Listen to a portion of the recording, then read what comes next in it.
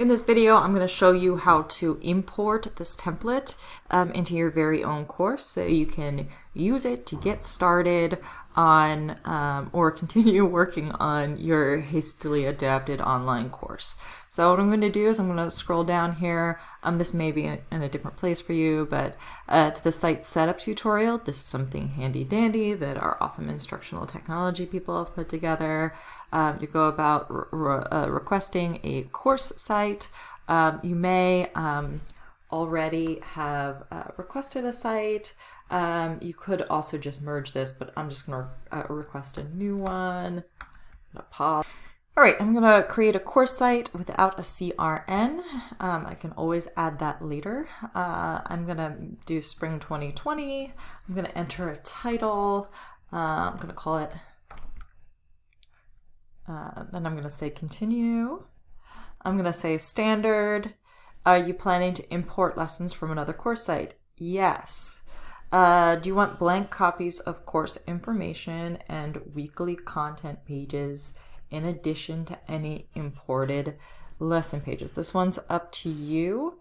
I'm going to say yes in this case. I'm going to say continue. And then I'm going to say yes.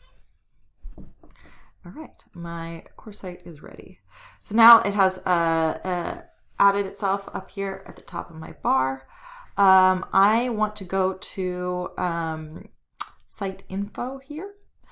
Before I do anything else, I want to go to import from site. And I would say, I'm going to say I would like to merge my data.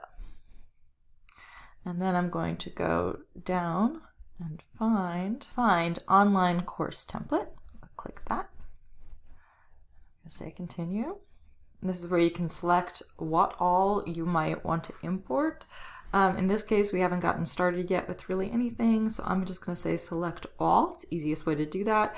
You don't want to get too picky about doing various things because if, for instance, you don't import your resources, things may be broken on the page. You just import everything. You can always delete stuff. It's totally fine.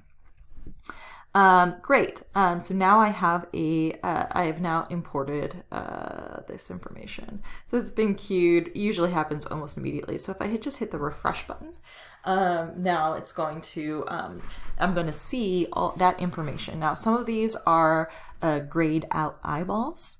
That means the students can't see that, right? Because I don't really necessarily want them to see my template, and that's for me. So ways that you can control that are by going into site info again, and you can say manage tools. Sorry, that was wrong. Not manage tools. You want to go into site, I always do that, go into tool order. Doesn't seem intuitive, but that's what you want, right? One of these course informations is my real course information, so I'm going to figure out which one, usually it's the first one, is the one that's been imported. So I'm just going to hang tight on that though.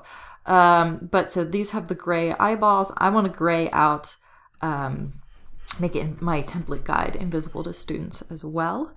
I never want students to look at the resources because honestly, it gets to be a mess back there. And some students, for some reason, go digging around. I prefer to just keep it simple, have them only see things like gradebook, announcements, weekly content, so on and so forth. So I think that this course information is the course information that I want to delete. So I'm going to say save.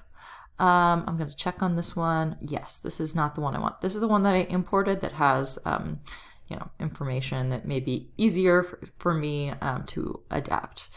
So in order for me to delete this one, I would go back to site info. I would say tool order, and I'm going to go ahead and delete that right here. I'm going to delete this tool. Okay, so that's how you would get rid of things.